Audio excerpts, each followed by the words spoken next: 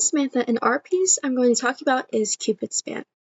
Some general information about it is that according to the Gray Line of San Francisco, the sculpture is titled Cupid's Span, made by Claes Oldenburg and Koje van Bruggen, commissioned by the founders of Gap, Doris, and Donald Fisher. It was completed around November 2002 and is located in the Reagan Park at San Francisco, which is visible beside the Bay Bridge. Its dimensions are 60 feet tall and 140 feet long, and is made of fiberglass and steel. I visited this place in person actually, but I don't have any pictures of it on hand, so I looked at it through Google Earth and had some screenshots of it, and I had some better pictures of it off the internet for, a better view. Now I'm going to be talking about visual analysis. The sculpture depicts a gigantic Cupid's bow and arrow pointed down at the ground as if it was shooting the earth. This artwork style is actually pop art, which is Claes Oldenburg's signature art style, as he was best known for his large-scale replicas of everyday objects. It also has a cartoonish feel to it, I think, because it has really minimal details, which doesn't really reflect the shape of a realistic bow and arrow you would typically see. The most important art elements used in this sculpture are line and mass. Line is important because it draws your attention to the fact that it's facing down. There are lines created at the string of the bow, and there's lines that go on the feather of the bow that also go down, and the lines itself on the arrow. You can trace with your eye, and it'll eventually lead down into the ground to the earth where it is pointing. And mass is also really important because the sculpture is three-dimensional and occupies a huge amount of space. The point is that it's so large that it can be visible to many people and make a huge impact from a distance. The most important design principles for this piece that were used is scale and mass. Scale is important because it means it to be in relation to a standard or normal size. The size of this bow and arrow clearly isn't normal, and the scale is much bigger than a normal bow and arrow, which is one of the artwork's most distinguishing features. Balance is also really important in the piece because it's sitting on a ground kind of asymmetrically.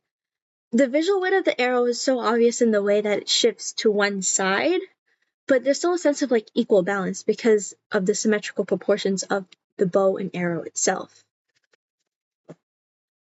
Now I'm going to talk about what the art conveys. I think the theme that fits this piece perfectly is invention and fantasy, because it depicts an object that comes from Greek or Roman mythology, which is not something you would really see in real life. It's also an invention and fantasy because for an object that's supposed to be realistic, it's a really gigantic bow, which is unrealistic. And honestly, when looking at this bow, I wouldn't say the feeling I get from it is love. I think the feeling I get from it is actually a sense of pride because of how it's such a landmark for San Francisco, and I think it's just the accomplishment for it being so big. And if it had a soundtrack, I imagine it would sound like Is It the Answer by Reality Club because of the lyrics and the overall vibe of the song. And the lyrics talk about how being in love wasn't a choice for the person, which I think is really fitting considering the fact that it's a Cupid's bow and arrow. And this location affects how I view the artwork because I see it as a big sculpture that everyone entering or just visiting San Francisco can see. So I judge it as sort of a welcoming landmark besides the very obvious Golden Gate Bridge or the city itself. I also think because it's displayed near the water, I get kind of beachy or summer vibes from it. Now I'm going to be talking about community connection. The artists themselves didn't really say what the intended purpose or audience is, but judging by the fact that it is a large sculpture in public display, I'm sure it's just for everyone passing by in San Francisco to see. And according to artandarchitecture.com, the purpose is to reference the Eros god of love, who shoots his arrow into the earth, bringing fertility and life to the ground, which is also a reason why it's kind of sitting on a hill with like grass and greens growing around it. It reflects the community because it also was inspired by the idea that San Francisco is the home port of Eros, according to the artist, basically symbolizing the city's love and unity and showing the city's soul within the piece.